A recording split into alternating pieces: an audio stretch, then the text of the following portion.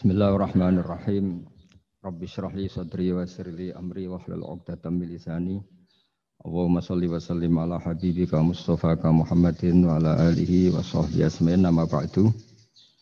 Yang kita hormati bersama Profesor Dr. Adi Wijaya selaku Rektor Telkom University. Di sini kita ditemani dan yang tentu kita hormati Habib Fikri Assegaf. Ada Bapak Kiki, ada beberapa teman tadi yang sudah disebutkan oleh moderator. Langsung saja sesuai tema bahwa kita akan menjadikan tauhid sebagai sumber inspirasi bangsa atau sumber kekokohan bangsa atau sumber ketahanan NKRI. Perlu dicatat bahwa di antara yang sering disabdakan oleh Rasulullah SAW adalah inna minal bayani la sikhron. Jadi penjelasan atau orasi atau argumentasi atau apa sajalah itu adalah bagian dari sihir. Sihir di sini maknanya itu sesuatu yang kayak hipnotis, tapi di sini dalam konteks positif. Dulu ketika periode Rasulullah Muhammad SAW itu pertarungan hak dan batil itu diolah pikir. Olah pikir yang diterjemahkan oleh artikulatif atau sistem verbal. Memang ini agak aneh. Jadi kalau mukjizatnya Nabi Musa itu fisik. Fisik itu misalnya melawan Fir'aun dengan kekuatan tongkat yang super dahsyat. Sehingga Laut Merah dipukul sama tongkatnya Fir'aun, kemudian tongkatnya Nabi Musa, kemudian bisa membelah jadi jalan, Fir'aun tenggelam. Begitu juga nabi-nabi yang lain ada kekuatan fisik yang bisa dilihat sebagai mukjizat. Tapi ketika Nabi Muhammad SAW jadi nabi itu pertarungannya itu ke sistem rasional. Dan yang enggak rasional itu dijelaskan dengan satu penjelasan yang seakan-akan rasional. Ini yang agak jelimet. Sehingga ada wala talbisul haqqan bil batil. Jangan menyampur adukkan hak dengan batil. Saya beri beberapa contoh kejadian. Suatu saat itu ada orang kafir datang ke Rasulullah SAW. Kemudian bertanya, ya Muhammad, jika kambing itu mati betul, yang tidak disembelih, bangkel. Itu yang mematikan siapa? Karena Nabi itu orangnya ummi itu lugu, ya yang mematikan Allah. Terus jawabannya si orang kafir tadi, agama kamu itu aneh. Yang dimatikan Allah langsung haram, tapi yang lewat tangan-tangan manusia yang berlumuran dosa halal katanya. Sehingga terus jadi logika yang kok iya ya gitu. Harusnya yang dimatikan Allah langsung kan orisinil gitu. Sehingga orang terus terbelalak, seakan-akan ini hebat ya. Dan resikonya Nabi Habib Fikri, resikonya itu enggak boleh fahisan mutafahisan. Corong Jawa Nabi ora oleh cangkem elek, itu resiko. Andai kan Nabi boleh cangkem elek enak, nak halal ya pangan kon. Kalau itu baik ya silahkan makan ya. Tapi masalahnya Nabi tidak boleh seperti itu. Andai kan tidak Nabi kan gampang, ya sudah kalau halal ya silahkan makan. Masalahnya Nabi tidak boleh apa? Enggak boleh berbicara kasar, tidak boleh berbicara buruk. Terus ada lagi beberapa kejadian yang seperti itu, yaitu masyhur suatu saat Sayyidina Ali didatangi seorang kafir juga Yahudi. Ali, kakimu angkat satu, diangkat sama Sayyidina Ali. Angkat dua-duanya, ya tidak bisa. Gitu kok temanmu, maksudnya Nabi Muhammad mengklaim bisa naik langit, gitu aja kamu tidak bisa. Jadi selalu pakai olah kata. Yang ketiga misalnya Muhammad, kita ini punya urusan banyak, punya problem banyak. Dan Tuhan itu dianggap penyelesai problem, halul muskilat, yang bisa menyelesaikan problem. Pertanyaannya, kalau problem kita banyak, Tuhannya satu tidak cukup Muhammad. Kalau problemnya banyak, ya Tuhannya harus banyak. Sehingga ketika Nabi membawa tauhid, protes mereka, komplain mereka, aja'alal alihata ilahau wahida inna hadza la syai'un ujab. Masa Tuhan satu wong problemnya banyak, urusannya banyak. Kalau urusannya banyak itu hanya harus banyak. Nah, karena olah pikiran seperti ini, sebetulnya bukan olah pikiran ini, hakikatnya olah kata karena ini tidak mewakili hakikat. Ya saya ulang lagi, sebetulnya ini bukan olah pikiran atau olah akal atau olah kecerdasan, tapi olah kata karena semua yang diomongkan ini tidak mewakili apa? Hakikat. Tapi faktanya itu terjadi. Sehingga mukjizatnya Rasulullah Shallallahu Alaihi Wasallam itu tidak boleh berupa fisik kayak tongkatnya Nabi Musa atau tabutnya Nabi Harun atau apalah yang sifatnya fisik. Karena ini tidak menjawab kecerdasan-kecerdasan yang terimplementasi oleh kata-kata yang dikatakan orang-orang kafir tadi, yang bisa memojokkan orang-orang kafir. Akhirnya Nabi diwarisi kecerdasan, dikasih kecerdasan oleh Allah Ta'ala, yaitu yang dikatakan fatona. Dan mereka memang suka, mempermalukan Nabi itu suka. Misalnya Nabi, karena sebagai Nabi, beliau tahu betul bahwa semua itu biadillah, di tangan Allah. Itu Nabi pernah ngendikan, la adwa wala tiarota, tidak ada penyakit menular. Lalu ada orang Yahudi atau orang siapa saja, orang bodoh lah yang jelas ini. Ada unta yang kena penyakit gudik, kalau orang Jawa bilang gudik apa? Kalau orang itu agak apa? Kudis ini. Yang kena kudis ini dijejerkan sama yang waras. Ternyata yang waras sekarang jadi kudisan.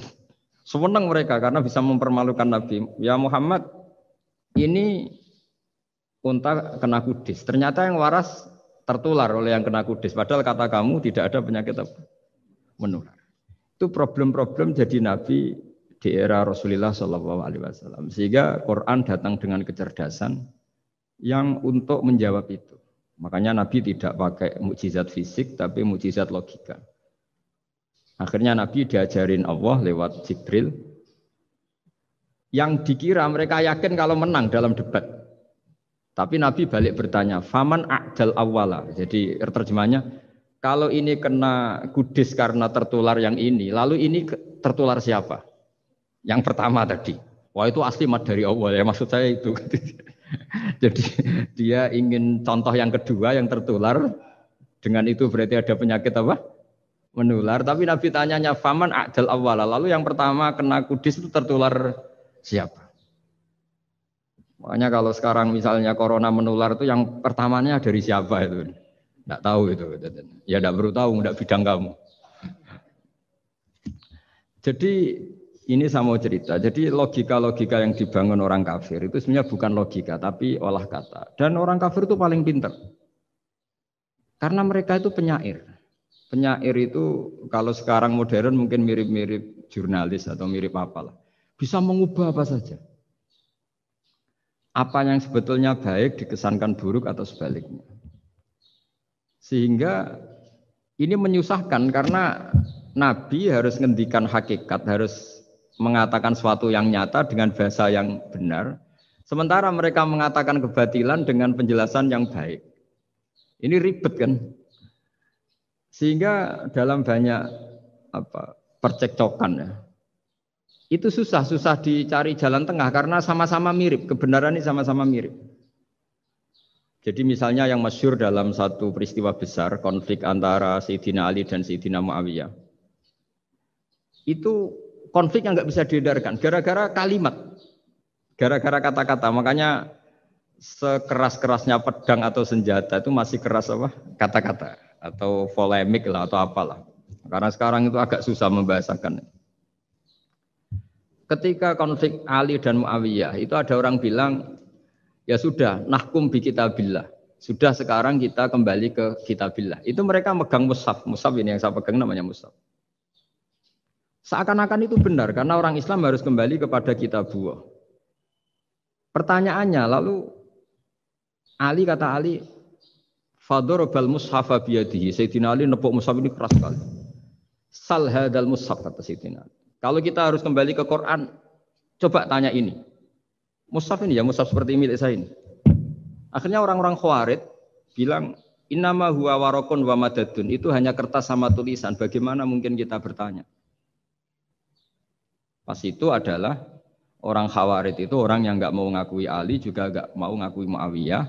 Dan Sayyidina Ali sama Sayyidina Muawiyah sudah sadar mau bikin mediator, mau bikin solusi jalan tengah. Jadi sebenarnya dua beliau itu orang baik, gara-gara diprovokasi orang Khawarij terus jadi bentrok. Orang Khawarij bilang, nggak ada Ali, nggak ada Muawiyah, yang ada adalah kitabullah, yaitu mushaf. Benar, secara zahir benar, memang orang Islam harus kembali ke mushaf. Tapi Sayyidina Ali pinter, sal hadal mushaf. Kalau gitu, tanyakan mushaf itu. Ketika Sayyidina Ali dan Sayyidina Muawiyah sudah sepakat bikin perdamaian. Akhirnya singkat cerita, innama huwa raqun wa wadadun, kata orang-orang Khawarij, itu hanya kertas dan pena. Kenapa bisa disuruh atau diminta jawaban? Terus kata Sayyidina Ali, enggak bisa toh kamu tanya mushaf, ya enggak bisa. Makanya tanya saya katanya. Akhirnya Sayyidina Ali memberi penjelasan, wa in khiftum shiqaqa bainihima fab'asu hakaman min ahli wa hakaman min ahliha. Jika dua mempelai suami istri itu ngalami konflik, di mana-mana orang konflik orang ini serasa seneng. Kita kalau sedang marah, semuanya lah kalau sedang marah sama istri itu orang ini serasa seneng. Jadi sing ganteng ora ketok gantenge. Ketok elek etok. Sehingga kalau ngomongi anaknya, dasar nakal kok bapaknya gitu. Bapaknya gitu, nanti dasar cerewet koyo ibuke.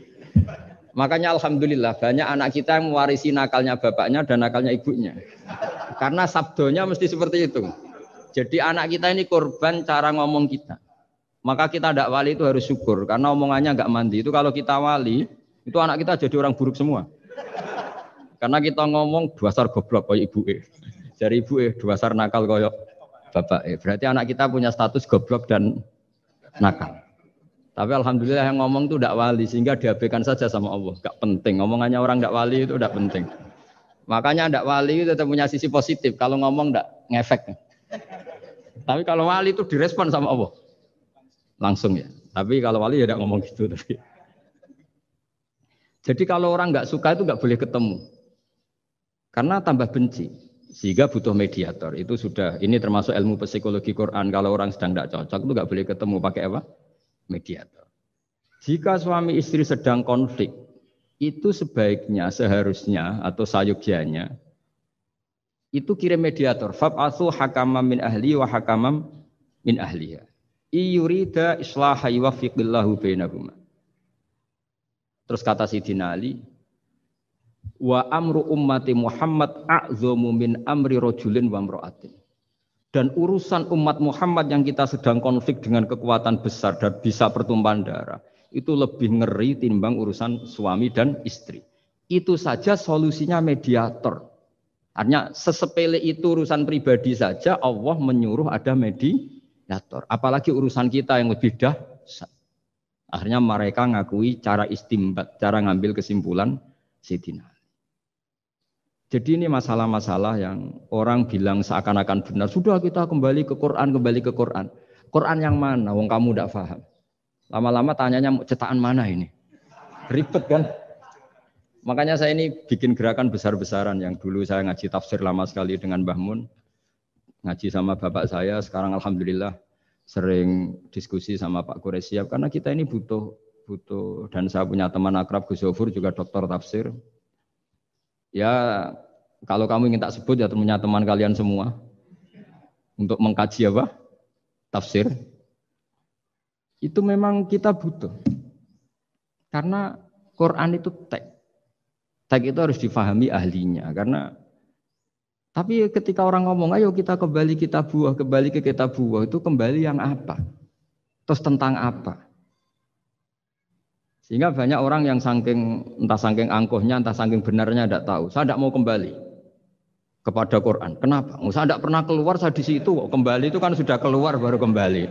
Itu entah saking angkuhnya, entah saking benarnya tidak tahu. Mau kamu katakan angkuh yang masuk akal? Saya tidak mau kembali. Saya tidak pernah keluar. Memang saya sudah di situ. Benar mana? Bisa jadi ya sudah ini itu wilayah yang nggak jelas itu. Tapi bahwa mukjizatnya Nabi itu menerangkan sesuatu yang kayak iya kayak enggak. Karena orang kafir itu pintar mengemas kebatilan sebagai kebenaran. Jadi enak zaman Nabi Musa ngadepi Fir'aun yang karuan salah. Nabi Muhammad itu enggak. ngadepi satu komunitas yang mereka punya jargon yang seakan-akan benar. Misalnya Ka'bah, Ka'bah itu sakral, Baitullah. Orang kafir itu percaya keramatnya Ka'bah, percaya sehingga mereka kalau bikin berhala itu harus dekat Ka'bah, bentuk barokah Ka'bah, kayak kurang ajar gimana. Maka berhala-berhala itu paling banyak di dekat Ka'bah karena supaya apa? Dapat barokahnya Ka'bah. Ribet kan? Kamu kafirkan tuh percaya barokah Ka'bah, tidak dikafirkan itu kurang ajar. Ka'bah kok di jadi ruwet. Ribet banyak ngadepi. Itu susah memang ngadepi logika, makanya kan apa ya, kayak kita ngerawat anak itu. Mau dilonggar nanti manja terus goblok, mau dikerasin nanti minggat, ribet kan. Jadi ngelola kebenaran itu tidak gampang. Lalu Nabi datang bil haqqil bayyin, dengan kebenaran yang nyata. Dimulailah dari surat diantaranya lam yakunil ladzina kafaru min ahlil kitab wal musyrikin munfakina hatta ta'tiyahumul bayyinah. Bayyinah itu siapa? Rasulun minallah yatlu suhufam mutahharah. Orang-orang kafir baik berkategori ahli kitab yaitu Yahudi Nasrani maupun yang berkategori orang-orang musyrikin yaitu orang-orang yang menyekutukan Allah yang non samawi, yang tidak punya kitab samawi. Itu tidak mau tercerabut, munfakin itu tidak mau tercerabut dari akar mereka hatta ta'tiyahumul bayyinah. Sehingga datang kebenaran yang begitu nyata, begitu jelas. Saking jelasnya siapapun mau tahu. Dan enggak bisa dibatalkan oleh apapun, termasuk oleh perilaku sosial. Siapa itu? Rasulun minallah yatlu suhufam mutahharah. Itu yaitu Rasulnya Allah yang membaca lampiran-lampiran suci, yaitu Quran.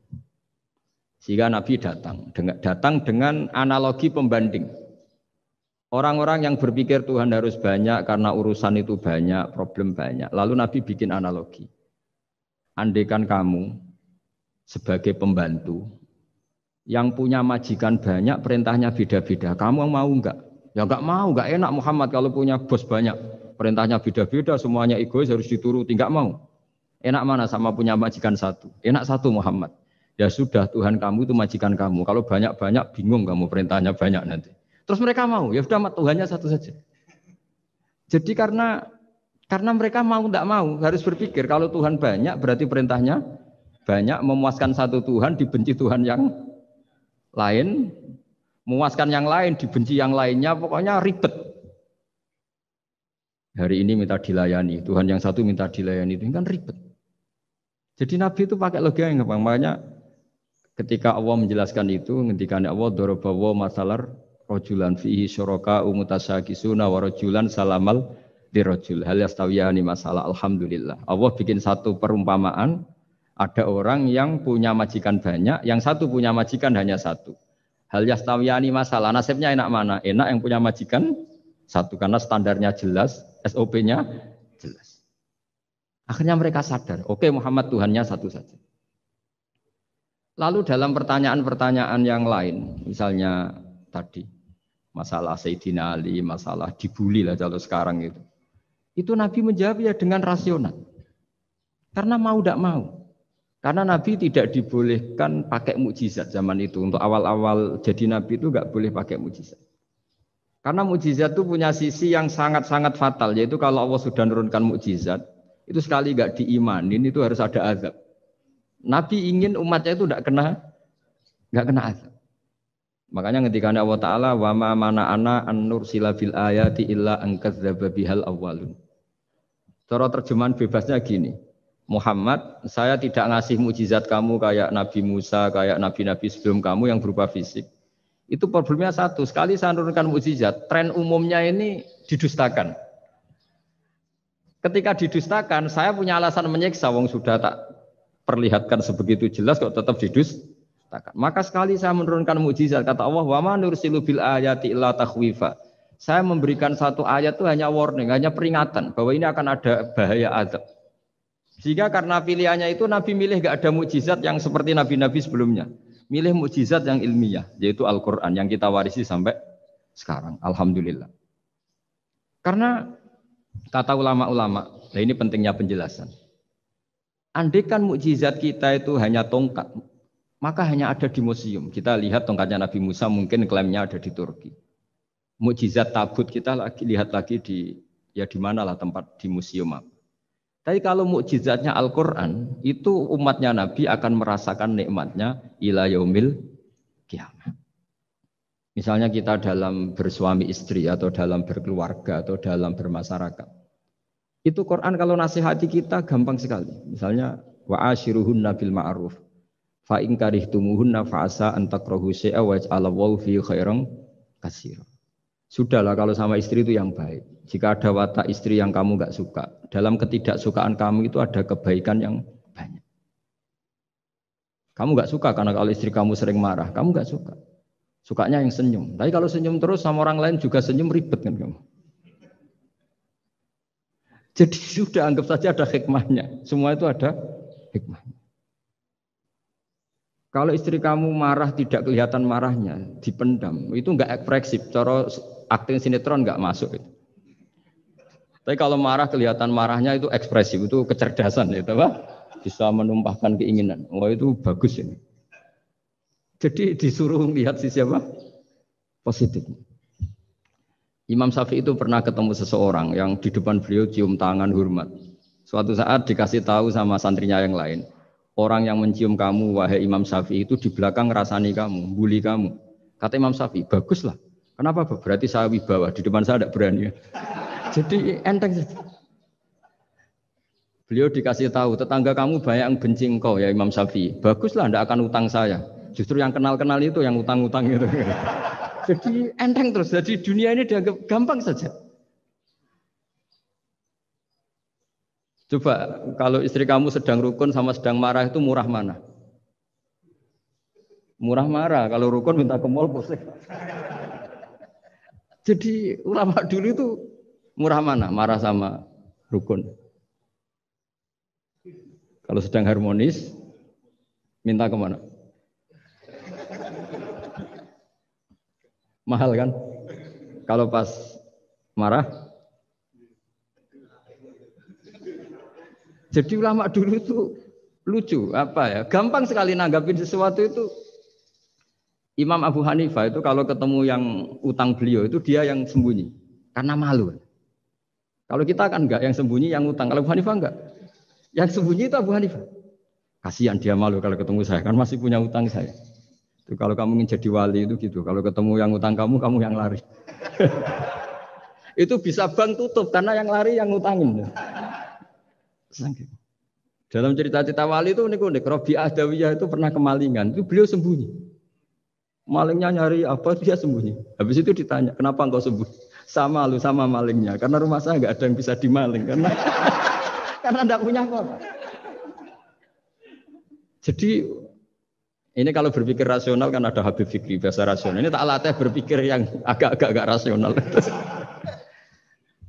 Nah, Nabi itu diutus dalam kondisi masyarakat yang rasional. Sehingga repot. Dan yang tidak rasional itu punya kecakapan olah kata sehingga seakan-akan rasional. Makanya ada kalimat terkenal di kalangan ulama, kalimatu haqqin urida biyal batil. Omongannya benar, tapi maksudnya tidak benar. Kayak tadi, la hukma illa lillah. Tidak ada hukum kecuali yang ada di Quran. Tidak ada hukum kecuali yang diturunkan Allah. Pertanyaannya, apa itu? Ya Quran. Lah iya apa? Makanya kata Sidina Ali, ya sudah, sal hadal mushaf. Tanya mushaf kamu. Oh ya tidak bisa, itu kan hanya kertas sama tulisan. Makanya tanya ulama kata Sayyidina Ali.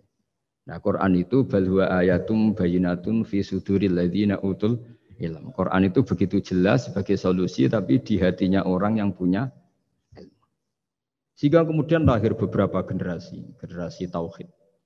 Yang paling masyhur dimulai tauhid itu yang masyhur ya, yaitu adalah ketika ada orang namanya Muhammad bin Jubair bin Mut'im. Itu bapaknya Muhammad ini namanya Jubair bin Mut'im. Itu dia orang kafir, masih kafir. Dia datang ke Madinah itu untuk negosiasi tawanan perang Badar. Dulu beberapa orang yang negosiasi sama Nabi itu ya nunggu di masjid. Singkat cerita, Nabi sholat maghrib baca surat Wattur wa kitabim mastur fi raqim mansur wal baitil ma'mur was saqfil marfu wal bahril masyur. Terus dia dengerin sampai Allah tanya, am khuliqu min ghairi syai'in. Kalau kamu tidak ngakui saya sebagai Tuhan, kata Allah, silahkan Anda berpikir bahwa alam raya ini dimulai dari ketiadaan. Atau kamu sendiri merasa sebagai pencipta alam raya ini, pencipta langit dan bumi. Itu namanya am khalaqus samawati wal ard. Itu orang itu disebut dahiyatul Arab, orang paling cerdas di Arab. Itu dia bingung. Dia selamanya kafir. Cara berpikir menuhankan berhala, Lata, Uzza, pokoknya menuhankan makhluk lah. Terus dia mikir, Muhammad ini kacau ya. Akal saya dihabisin kata dia. Jadi cara berpikir dia pakai akal, dia tidak percaya mukjizatnya Quran, tapi dia bilang Muhammad ini kacau, akal saya dihabisin. Akhirnya Nabi setelah salam dia menyatakan Islam. Karena kata dia Muhammad, akal saya habis oleh apa yang kamu baca. Nah ini saya mau menerangkan tauhid sebagai inspirasi. Yaitu logikanya gini, langit bumi ini kan wujud itu punya eksistensi. Kalau langit bumi ini wujud, alam raya ini nyata. Lalu kamu mengatakan sebelum alam raya ini ketiadaan. Berarti ada satu kesimpulan ketiadaan menciptakan yang ada. Itu malah gendeng bareng. Logikanya kan nggak kena. Al-adamu yakhluqu maujudan. Sesuatu yang nggak ada menyebabkan atau menjadikan sesuatu yang ada. Akhirnya, padahal pertanyaannya tadi gitu, ya sudah kalau kamu nggak percaya saya sebagai Tuhan, sebagai pencipta awal, sudah ada usah Tuhan-Tuhanan. Tapi ya mari goblok bareng dengan mengatakan bahwa alam yang ada ini diciptakan oleh sesuatu yang tidak ada. Jadi Juber, saya tidak mau goblok Muhammad, sudah iman saja saya, karena saya tidak mau goblok. Jadi agama ini datang dengan keceriaan berpikir. Sehingga Ibnu Hajar al-Asqalani mengatakan hadatin ja'a bil iltizat al-aqli. Agama ini datang dengan kenyamanan berpikir. Coba kalau Anda seorang profesor atau seorang doktor atau seorang ilmuwan. Kemudian Anda diajak goblok dengan teori baru bahwa sesuatu yang ada itu diciptakan oleh yang tidak ada. Mau enggak kamu? Mau semuanya rasa tuh. Diajarin sesuatu yang ada diciptakan oleh yang tidak ada.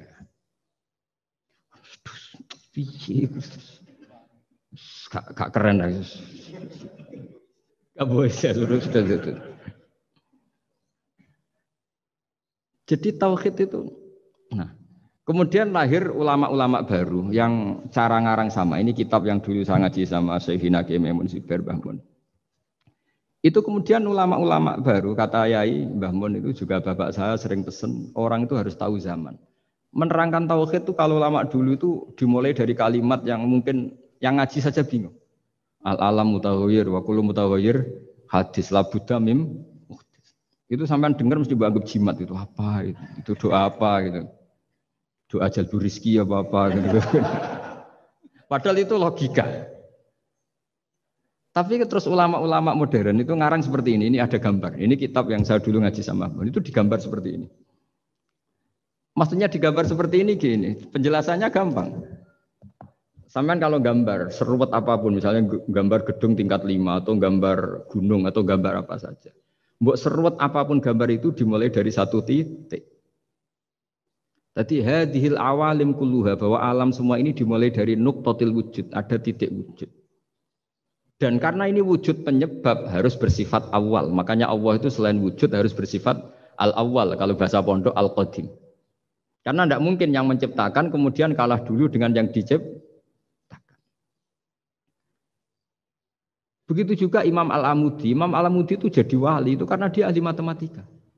Sampai muridnya itu iskal. Ini guru saya masuk surga enggak? Kalau ngajar itu senangnya ngajar matematika. Beliau ahli usul fikih, ahli fikih. Tapi senangnya ngajar matematika. Sampai muridnya sanksi ini masuk surga enggak ya? Walhasil dalam cerita keramat beliau, sama ndak usah terus saya ndak percaya, kamu ndak wali kok ndak percaya gimana? Ribet sekarang gitu. Orang kalau nggak nekuni sesuatu terus nggak percaya, ribet kan? Itu beliau masuk surga itu dijamin dapat surga itu karena ngajar matematika. Tapi di hati beliau hanya satu. Matematika adalah satu ilmu yang dimulai dari angka 1. 0, itu tetap dimulai dari 1, nggak bisa. Akhirnya beliau cerita, angka 2 atau 3 nisbatul wahid wal isnaini ila mi'ah wa ila ma la nihayatallah, semuanya sama, nisbatul far'i ilal asli, kata beliau. Mbok angka 2, 3, 1000 sampai 1 miliar itu perbandingannya dengan angka 1 apa hubungannya? Al-far'i ma'al asli, yaitu angka 23 adalah cabang dari angka 1. Jadi alam raya sebanyak apapun, ada galaksi, ada Mars, ada apa saja, tetap dimulai dari wujud yang 1, yaitu wujudnya Allah Subhanahu wa ta'ala. Jadi beliau menjadikan matematika sebagai alat perangkat untuk tahu tauhid, bahwa alam raya ini dimulai dari al-wujudul wahid, wujud yang 1. Makanya kul huwallahu ahad. Allahus somad, terus lam yalid wa lam yulad dan seterusnya. Nah, makanya ketika orang menyoal hukum adat yang menipu kita, adat itu sunnatullah yang kita lihat. Itu Quran mesti mengembalikan bahwa alladzi yabda'ul khalqa tsumma yu'idu wa huwa ahwanu alaih. Sebagian di surat Yasin diterangkan ansha'aha awwala marrah. Ketika kita lama sekali, namanya manusia itu lahir dari seorang bapak dan ibu, ini lama sekali. Yang namanya telur itu lama sekali lahir dari ayam, keluar dari ayam. Yang namanya pohon besar itu mesti dari biji yang kecil. Karena lama itu terjadi seakan-akan kita ngomong, kita berkeyakinan tahu-tahu ada pohon besar itu muhal. Tahu-tahu ada manusia ini muhal. Makanya ketika ada figur yang bernama Isa bin Maryam, itu orang kafir Yahudi itu menolak. Bagaimana mungkin ada manusia tanpa bapak? Oke, itu menyalahi prosedur lazim, protap lazim. Tapi kata Allah gimana? Inna masalah Isa indallahi kamasali Adam. Kalau Isa mohal karena tanpa bapak, harusnya Adam lebih mohal karena tanpa bapak, tanpa ibu. Jadi artinya apa? Allah tetap mengingatkan bahwa kudroh saya yang pertama itu menjadikan semuanya mungkin tanpa perangkat adat. Maka kitab ini yang saya baca ini, milik Sayyid Husain Afandi ini, itu menjelaskan bahwa hukum adat itu menipu. Saya ulang lagi, hukum adat itu menipu. Ketika ayam mengeluarkan telur, telur kemudian menjadi ayam lagi. Terus kita berdebat, telur sama ayam dulu mana? Menurut Anda milih mana? Milih apa? Telur. Kalau ini, yang kubu sebelah ini. Ayam apa telur? Telur. Ayam. Ayam lahir dari. Nah, pertanyaannya begini kalau menurut tauhid. Ketika lazim kalau telur itu nanti suatu saat jadi ayam, terus ayam kemudian lazim mengeluarkan telur. Ketika Anda mengatakan mungkin kontribusi Anda terhadap kemungkinan itu apa? Kan sama, Anda tidak ikut menciptakan. Wong tidak ikut menciptakan kok menvonis mungkin dan tidak mungkin. Kamu itu hanya saksi. Makanya pertanyaannya Allah, loh ketika itu kamu anggap mungkin, kontribusi Anda itu apa? Kan hanya melihat. Kamu sendiri tetap tidak mampu bikin telur, Anda juga tidak mampu bikin ayam. Artinya meskipun telur jadi ayam, ayam jadi telur sampai kiamat, tetap ada kontribusi kudrohnya Allah Subhanahu wa ta'ala.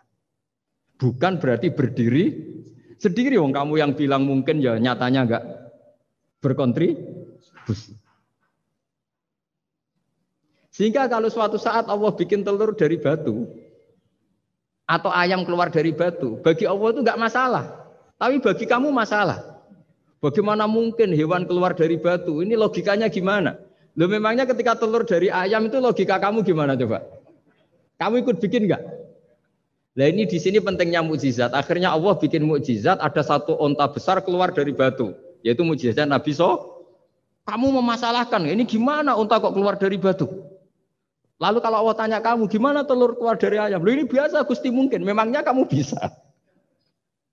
Berarti bagi orang yang tauhid, yang wali, keluarnya ayam dari telur sama onta dari batu itu nisbatnya sama. Sama-sama semuanya di luar kontribusi kita. Kenapa yang satu kamu katakan mungkin, yang satu kamu katakan tidak mungkin? Toh kamu sama-sama tidak terlibat. Itu cara berpikir tauhid. Artinya apa? Orang-orang wali atau orang-orang alim meskipun melihat telur keluar dari ayam tiap hari tetap subhanallah, subhanallah, Allahu akbar. Karena ini keajaiban. Tapi kamu kan enggak taunya ajaib itu yang aneh-aneh itu. Makanya banyak cari kiai aneh yang gondrong yang enggak pernah mandi gara-gara kamu itu suka aneh itu gara-gara. Dong ini ya. Dong itu tahu ya. Jadi mbok sesering apapun alam raya ini ada siklusnya. Biji jadi pohon, pohon kemudian keluarkan buah, buah ada biji. Semuanya yang berkontribusi hanya kudrohnya Allah Ta'ala. Tidak mengikat Allah. Allah bisa bikin tanpa itu semua. Makanya Allah selalu memperbarui mukjizatnya. Termasuk ada onta besar keluar dari batu. Yaitu mukjizatnya Nabi Soleh. Kamu nggak boleh menyoal ini mukhal. Mukhal gimana? Karena itu nggak mungkin. Ukuran nggak mungkin apa? Kamu nggak bisa bikin kan? Sama telur keluar dari ayam kamu bisa bikin. Sama-sama enggak. Nah di sini pentingnya ngaji ya. Makanya Allah ngendikan innallaha la yastahyi ayyadriba masalam ma ba'udatan fama fawqa. Allah itu tidak malu bikin contoh nyamuk. Karena nyamuk ini mukjizat yang besar. Sudah hewannya kecil, di situ ada ususnya. Ususnya ada uratnya. Coba kalau kamu bikin nyamuk. Kalau yang santri agak nakal itu ya ada alat kelaminnya, ada uratnya. Coba jenengan bayangkan nyamuk kecil kan? Itu ada uratnya enggak? Ada ususnya ada uratnya. Uratnya ada bakterinya.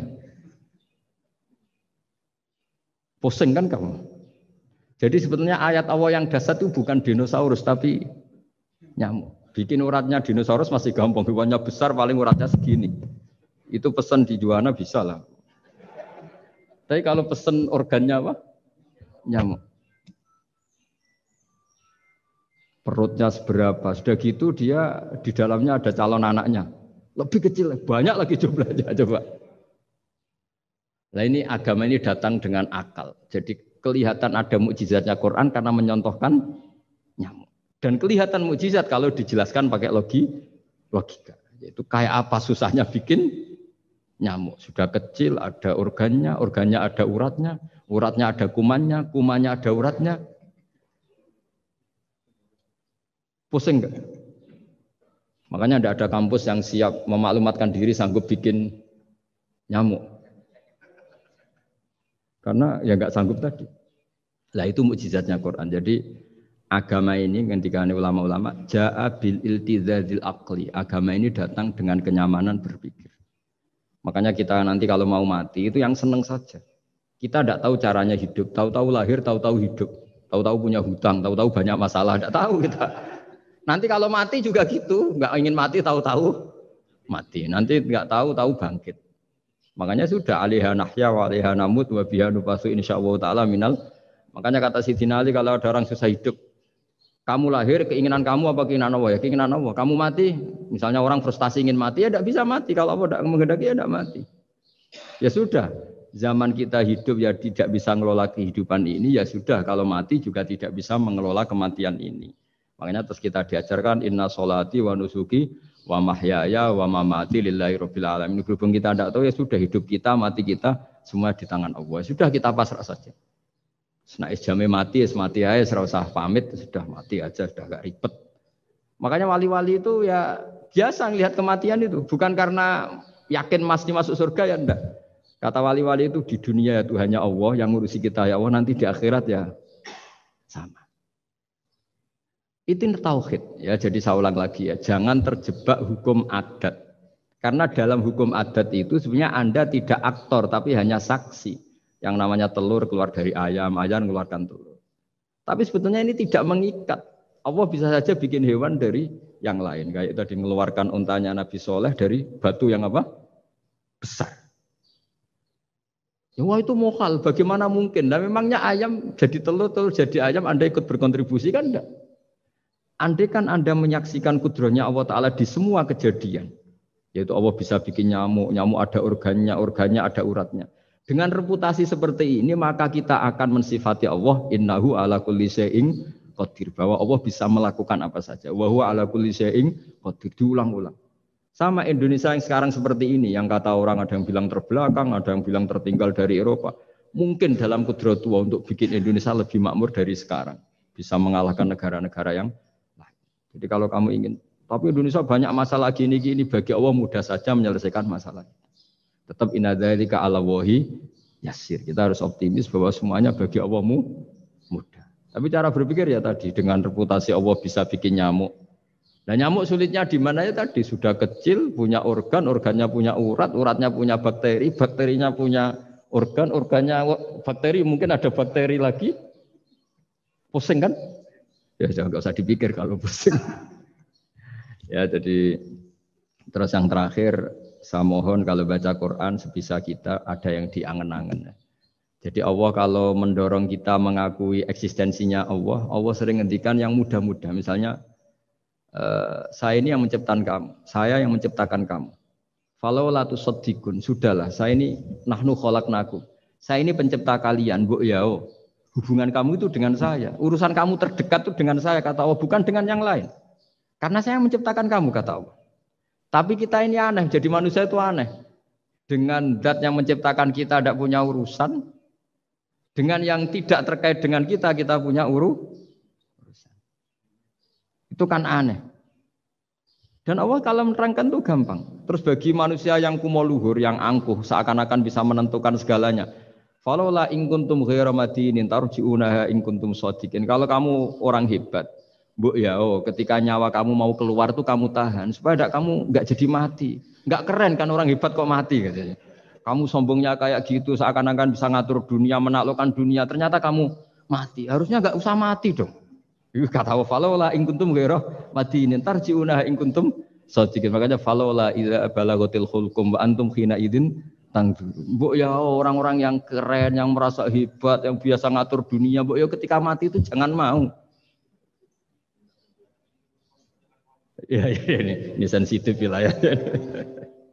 Ya saya kira demikian ya, semoga lewat ngaji ini kita kembali ke tauhid yang benar lewat penjelasan-penjelasan yang akli, yang rasional. Saya pastikan agama ini datang dengan al-iltizatul akli, kenyamanan berpikir. Kayak apa susahnya kita dengan jadi ateis? Karena harus punya rumus bahwa yang ada diciptakan oleh yang tidak ada.